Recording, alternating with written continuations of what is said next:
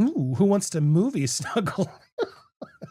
Prince Harry swore on oath that he didn't communicate with journalists, let alone Daily Mail ones, yet it's now been proved that he did. That's nailed on forgery, as is forging witness statements. What to say? What was he thinking? Hope you're really well, Griff. Miss our movie snuggles. I'm off comms all week. In case you think I'm being rude, keep me posted. Kiss, kiss, kiss, kiss, kiss, kiss, kiss, kiss, kiss. We know what was happening, right? What's really going on with Prince Harry right now? Because this isn't just another royal headline. This is the kind of story that makes you stop mid-scroll and think, wait, did he really say that in court? And then these messages show up? Here's the shocker. And then this was when they first got in contact. He said, it's H. Wonder how Meghan feels about that. He was using his little nickname with his journalist bit on the side. It's H, in case you were confused by name and picture. Kiss. That's when the nickname began. She replied, hello, Mr. Mischief. What a fun weekend of naughtiness. Can't we all get up to no good in the countryside every weekend? Damn it. Smooches, CG string. Kiss, kiss, kiss. This was sexual, folks. For years, Harry has been painting the same picture. The press is invasive, toxic, crossing all the lines. In this high court battle with Associated Newspapers Limited, he basically stood there and said, I don't talk to journalists, I don't engage, I cut them off, done, and then, boom. Out of nowhere, right at the tail end of the trial, these Facebook messages drop like a bombshell. On a disastrous final day of the court case between the Duke of Delusion and the Daily Mail, a series of intimate, personal, and highly embarrassing Facebook messages between Mr. Mischief himself and Ms. Griffiths were revealed in court. Suddenly, the internet is buzzing with messages like, miss our movie snuggles? Sugar. Moi. X. Playing and then drinking you under the table? Obvi. Unbelievable, right? This isn't distant or formal. This isn't, I met her once and never spoke again. No, this is flirty, playful, familiar, and a completely different vibe. The fun for me is the stupidness of this dude thinking it was a good idea to take someone he had a fling with into a court of law and accuse her of illegal journalism. And the woman on the other side of these messages, not some random stranger, not a friend outside the media world. This is Charlotte Griffiths, a journalist connected to the very media Harry is now fighting in court. Red flags go up immediately. How do you go into court, swear under oath, and claim you barely knew someone? When the messages show you calling her sugar and joking about movie snuggles? This new evidence that's come in of Harry literally flirting with one of these reporters who's like, I don't know her, Mariah Carey style. He's calling her like lovey names. I have each and every text, and let's go over that. But I did pull up Radar Online because they're typically very snarky, and it gave me a little bit of a giggle. So I wanted to share that with you. A fun weekend of naughtiness. Prince Harry's flirty text messages with female reporter leaked during Royal's privacy trial. Technically not leaked, literally offered as evidence. So I'd say presented versus leaked. Interesting. Realized she was a journalist and that was it. Finished. Cut off. Done. But the messages tell a different story. Weeks of contact, jokes, inside references, party recaps, plans, nicknames. She calls him Mr. Mischief. He's H-bomb. They talk about a weekend of naughtiness. And he responds like it's just another day. Without doubt, the best of those weekends I've been to. Never laughed so much in 24 hours. It is just unbelievable, truly. I mean, it really is. Also, I mean, this relationship, really, Harry? Yeah, and I mean, how is Meghan Markle going to feel about this? Has he admitted to her what actually went down with Charlotte Griffiths? And I wonder if this is the reason why Meghan was so opposed to him actually going through with this case, because it's mortifying for him. Suddenly the story flips. It's no longer Harry versus the press. Now it's Harry joking, flirting, and completely at ease with the press. And that's where the tension explodes.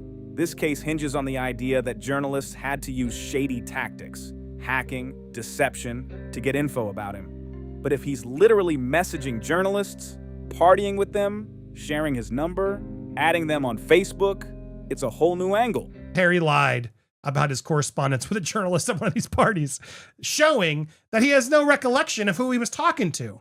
That he clearly doesn't know what he was talking to, who he might have given information to, because he's randomly given out his number to girls at parties.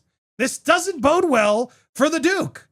And you got to remember, this is a huge deal, this case, because if he loses, everybody loses, and then they're on the hook to pay for all the legal it's like an insanely a lot amount of money that he's taken this all the way to the edge. So we'll see what happens here. If he loses, it's going to be a huge financial hit. Now people are asking the obvious question. Did they even need to hack anything? Or was info just naturally flowing in these circles? And that's why this isn't just idle gossip. This hits right at the heart of his legal argument. Credibility in court is everything. Say one thing and then written evidence shows something totally different. For a long time, Charlotte Griffiths has been very open about her private relationship with Harry, the movie snuggles, the weekend naughtiness, and this makes it even more crazy that Harry thought it was a good idea to take her personally to court, to try and claim that she was personally in some way engaging in illegal activity versus him, when in fact, he was ogling at her G-string and far, far more. And suddenly things get very, very messy. But it doesn't stop there. The real shocker? How this even came out. This wasn't a random leak, not some tabloid digging for dirt. No, this came out in court as part of the defense. Which basically means, whether directly or indirectly, this whole situation exists because Harry started this legal battle in the first place. But what's interesting about this is a journalist that he claimed he only met once at a party, and when he found out she was a journalist, he never spoke to her again. But text messages seem to paint a different story. Sure, it looks like they hung out more than once, and they were far more romantic than he let on. Let that sink in. If he never pushed this case, these messages might have stayed buried forever.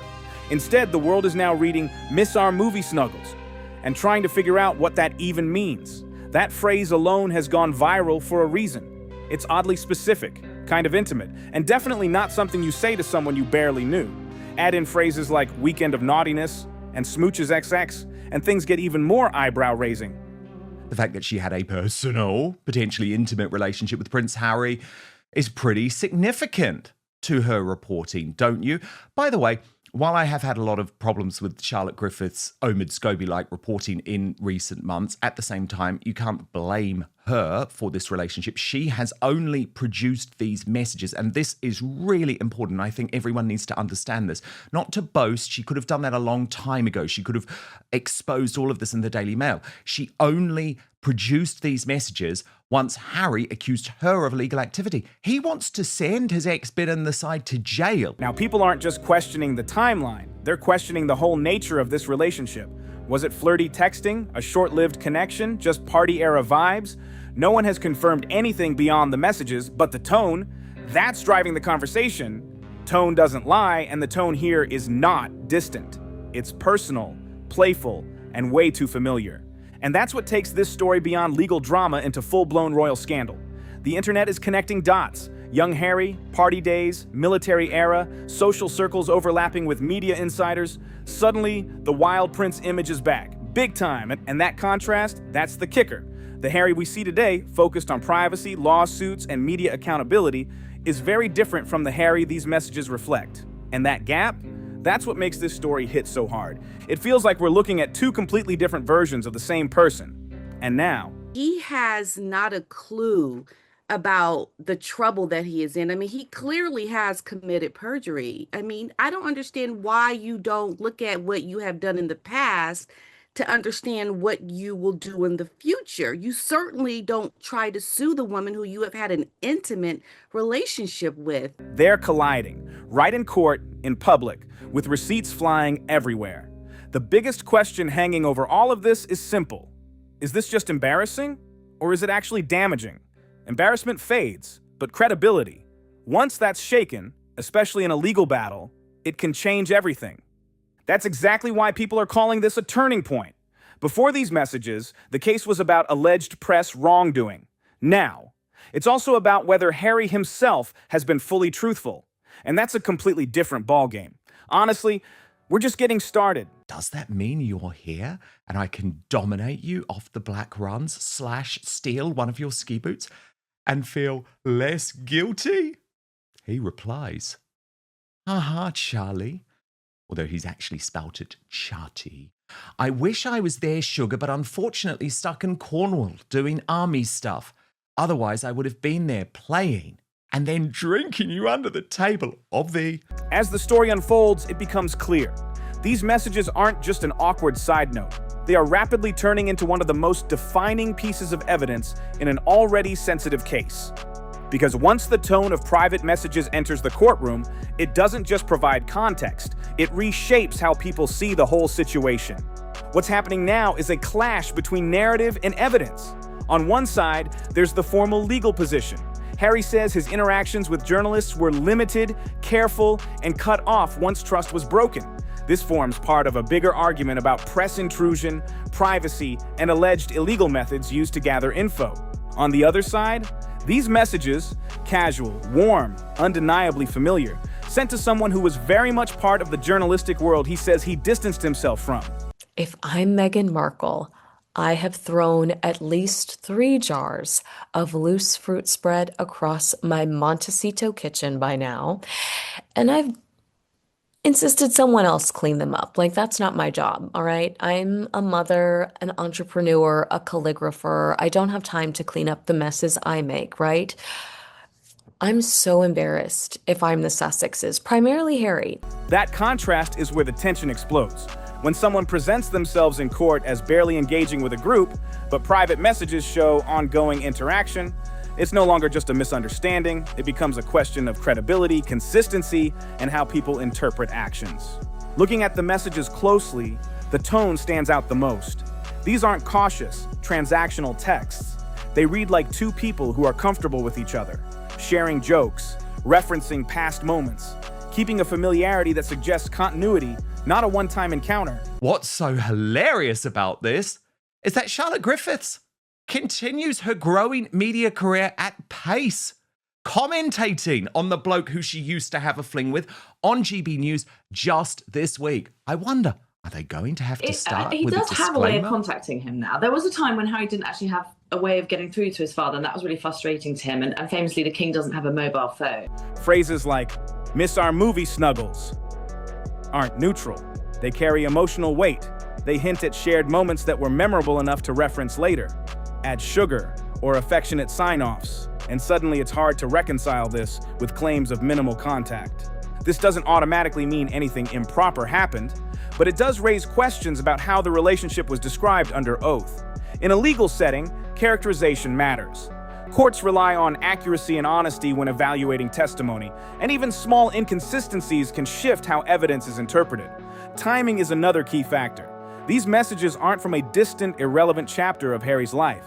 They happened during the same period being examined in the case. With strange people at dinner last night, begging them for money for charity. Really fun, not. So there it is. He doesn't like doing it. Oh, constantly got to meet these strangers, begging them for money. It's the worst. Overlapping with questions about journalist interactions, information sharing, and boundaries. That's what makes them so explosive. When messages from that exact period reveal ongoing informal engagement, it naturally grabs attention. Observers and commentators note this doesn't automatically prove wrongdoing, but it does complicate the argument that Harry kept strict distance from the press. And that complication is where legal concerns and public interest collide. Beyond the courtroom, people are watching closely, and these messages add a whole new layer to an already complex story. They don't just raise questions about the media, they spark debates about how public figures interact with journalists in general. In circles where social events, private parties, and elite gatherings overlap, interactions are rarely purely professional. It was basically saying, if you want to see the kids, invite me to Sandringham. And it's not a good look for Harry at all. Harry, you've got to start listening to your ex, Ms. CG String. Your ex-lover, your ex-fling, your ex-bit on the side, she's giving you good advice. You need to start listening, Harry. Lines can blur, conversations can get casual, relationships can evolve beyond their original context. The messages seem to reflect exactly that kind of environment. At the same time, the legal argument depends on drawing clear lines between professional boundaries and alleged misconduct. That's why these revelations hit hard, because they exist in a gray zone where those distinctions become tricky to define. Perception over time is also a major factor. Even if interactions originally felt casual and harmless, their meaning can shift in a legal context. What once seemed like light chatting can now look like evidence of a closer connection than previously described. You may not have used the word Mr. Mischief in the messages, but she did. And you used a lot of other terms, Harry. That's why testimony is scrutinized so closely. It's not just about what was said, it's about whether it matches all available evidence. And when private messages enter the mix, they carry a unique weight. Unlike summaries or recollections, messages are real-time records capturing tone, intent, and context. In this case, the tone is hard to ignore. It shows familiarity, ongoing engagement, and a dynamic that doesn't fully match the simplified version presented earlier. That gap is driving much of the current discussion. Not because one side is proven right or wrong, but because the alignment between narrative and evidence is under the microscope. As the legal process moves forward, this could shape how arguments are framed and how both sides manage credibility, context, and interpretations of past interactions. For observers, the key takeaway isn't about a single conversation. They appear to show the Mail on Sunday reporter calling the prince Mr. Mischief and H-bomb and referring to their fun weekend of naughtiness. Harry appeared to call the journalist Sugar and Griff and wrote Miss Our Movie Smuggles. Now, you'll remember all of his claims that we just showed you in court are falling to pieces. It's about what that conversation reveals within a broader pattern, a glimpse into how relationships, boundaries, and narratives collide in the public eye. In high-profile legal battles like this, no single piece of evidence stands alone. Every detail connects, forming a bigger picture that includes behavior, relationships, timing, and consistency. And right now, these messages are adding entirely new layers to that picture. They challenge assumptions, they introduce uncertainty, and they remind everyone watching that court narratives are never fixed. They evolve as new information comes to light. What once looked like a straightforward legal dispute is now filled with personal history, complicated social dynamics, and very different interpretations of the same moments. As more details surface, the conversation keeps shifting. It's no longer just about what happened, it's about how those events are understood, interpreted, and presented. Unbelievable. This looks like the mic drop of all mic drops, right? I mean, how can you be so stupid? This man. Because this story isn't only about allegations against the press anymore. It's also about how private conversations, personal connections, and public testimony intersect, and how those intersections can reshape an entire case in real time. At this stage, the discussion has moved far beyond a simple legal disagreement. It's become a collision between past actions, present claims, and public perception. And with every new detail, the gap between those elements seems to grow wider. The spotlight is no longer focused only on what the press allegedly did. Now, attention is also turning toward how Harry himself interacted within that same environment. And whether those interactions match the version of events presented in court, that shift in focus is what makes this moment especially significant. Credibility in legal proceedings isn't built on one statement alone. It's built on consistency across time, across situations, and across evidence. When that consistency is questioned, even slightly, it can send ripples through the entire argument. And the messages at the center of this situation introduce exactly that kind of ripple. On record, Harry's position has been clear. He kept his distance from journalists, especially once he understood their professional roles and possible conflicts. That stance plays a key role in supporting the broader narrative that he was dealing with intrusive media behavior rather than actively maintaining ongoing relationships with members of the press. During her evidence, which we reported at the time, Griffiths, who is now one of the co-hosts of the Daily Mail's Palace Confidential show, ironic, said she joined Harry at a weekend country house party in 2011 hosted by Arthur Landon, a film producer who is one of the prince's oldest friends. The messages also refer to Skippy. That is the nickname of Thomas Inskip, who was one of Harry's closest friends. However, the tone and content of the messages suggest a more layered reality. The exchanges appear relaxed, friendly, and familiar, presenting a version of events that feels more complex than the simple outline previously described. And that complexity is exactly why this story continues to gain momentum. They suggest familiarity. They suggest continuity. They suggest a level of comfort that feels far beyond just a one-time meeting. And maybe most importantly, they hint that communication didn't end as suddenly as previously described. That detail alone is what's making people pause and look twice. This doesn't automatically cancel out the broader concerns raised about media behavior, but it absolutely complicates the picture. Because when a legal case depends heavily on boundaries, who crossed them, how far, and at what point, the presence of friendly, ongoing communication can blur those lines in ways that are hard to ignore. Looking at it from a legal angle, the implications become even more serious. If someone states under oath that contact was limited or stopped, but written records show continued interaction, the court is left with a discrepancy that needs careful evaluation. That doesn't instantly discredit anyone, but it does mean reliability comes under stronger scrutiny. And in cases like this, reliability is everything. Every detail, every timeline, every interaction becomes part of a bigger puzzle that lawyers, judges, and observers are all trying to piece together. When one element shifts, it can affect how the entire narrative is interpreted. Adding even more pressure is the wider media climate surrounding the case. This situation isn't unfolding quietly in the background. It's happening at a time when public trust in media institutions is already under intense discussion. Scrutiny toward both journalists and public figures is high, and every development attracts attention quickly. When messages like these surface, they don't stay hidden inside legal paperwork. They move straight into public conversation, where they are analyzed, debated, and sometimes amplified far beyond their original context. That's when interpretation starts to vary dramatically. Some observers see the messages as harmless, simply an example of normal social interaction in circles where public figures and journalists often meet at events or gatherings.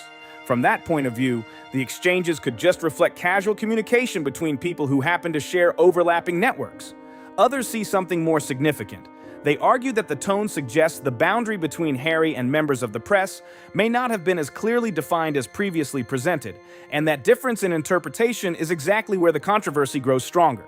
Both viewpoints can exist at the same time, but they lead to very different conclusions.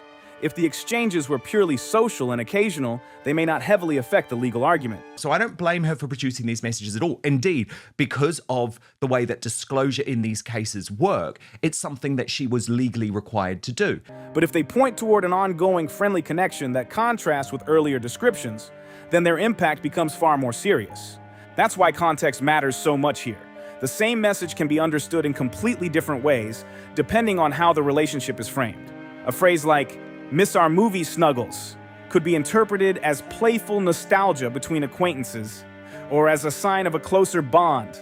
The meaning changes depending on the bigger story surrounding it.